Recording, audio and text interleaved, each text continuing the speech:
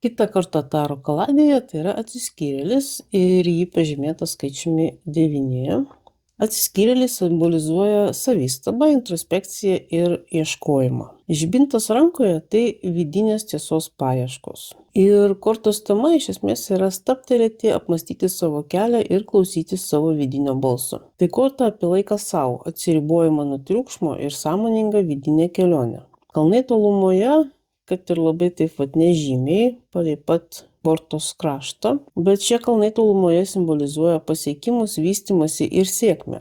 Tačiau kartais ateina laikas, kai nuo viso to turime atsiriboti. Kartais trumpam, kartais ilgam, bet būna momentų, kai jaučiame poreikį tiesiog vidinių tiesų paieškai, kai norisi geriau save pažinti, kai norisi išmokti labiau pasitikėti savo vidiniu balsu. Ir ši korta kalba, kad šiuo metu greičiausiai mąstote apie tai, kad jums reikia pabūti vienam. Niekada nebijokite pasinaudoti tokią progą ir apmastyti esamą situaciją, nes tai gali būtent padėti jums išvalyti savo mintis nuo visokios kasdienybės šiukšlių ir netvarkos ir tiesiog susidėlioti mintis ir idėjas į savas vietas.